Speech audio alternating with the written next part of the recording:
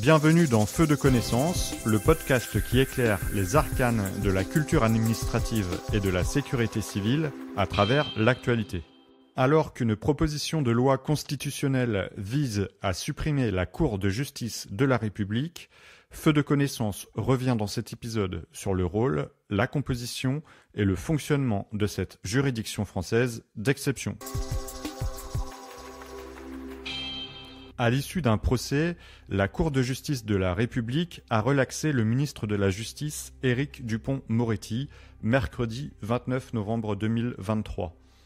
Le garde des Sceaux en exercice était poursuivi pour prise illégale d'intérêt suite à des décisions qu'il aurait prises en sa qualité de ministre visant des magistrats à l'encontre desquels il aurait eu des griefs lorsqu'il était avocat. Après François Hollande, Emmanuel Macron a émis la volonté de supprimer cette juridiction française. Cependant, le processus est compliqué.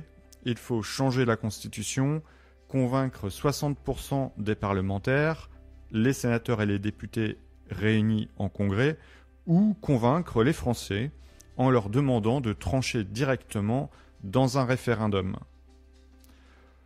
Le projet du gouvernement serait de soumettre les ministres, pour les actes accomplis dans l'exercice de leurs fonctions, à une juridiction pénale de droit commun, c'est-à-dire une juridiction à compétence générale chargée de statuer sur tout type de litige. En 2013, le Conseil d'État avait déjà estimé qu'une juridiction spécialisée de composition non exclusivement judiciaire restait nécessaire pour juger les membres du gouvernement, donc le Premier ministre, les secrétaires d'État, pour les actes délictueux ou criminels qu'ils avaient commis dans l'exercice de leurs fonctions. Il est à noter que les infractions commises par des membres du gouvernement qui sont sans lien avec leur politique relèvent, eux, des juridictions pénales de droit commun. Alors, la Cour de justice de la République, elle a été créée par une loi constitutionnelle du 27 juillet 1993 et complétée par une loi organique du 23 novembre de la même année. Jusqu'à cette réforme, seul le Parlement avait la faculté d'engager des poursuites à l'encontre des membres du gouvernement devant ce qui s'appelait alors la Haute Cour de justice, composée uniquement de parlementaires élus par chaque assemblée. La Cour de justice de la République est née suite à une crise sanitaire, celle du sang contaminé. La pandémie de Covid-19 a mis en lumière cette juridiction, puisque au moins 71 plaintes visant des membres du gouvernement ont été effectuées pendant cette crise.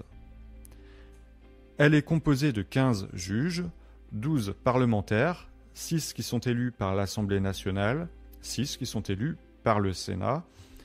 Elle est composée également de 3 magistrats du siège à la Cour de cassation et un de ces 3 magistrats la préside. Nous avons 2 modes de saisine qui existent. La première, c'est la saisine d'office par le procureur général et la seconde, c'est suite à une plainte de personnes qui affirment subir un préjudice. Dans les 2 cas, une commission des requêtes, qui est composée de 7 magistrats issus de la Cour de cassation, du Conseil d'État et de la Cour des comptes, décide de l'engagement des poursuites. Si l'avis est déclaré conforme, une commission d'instruction qui est composée de 3 magistrats de la Cour de cassation procède aux auditions des personnes qui se déclarent victimes et aux auditions des personnes incriminées. Elle décide ou non du renvoi de ces dernières devant la Cour de justice de la République.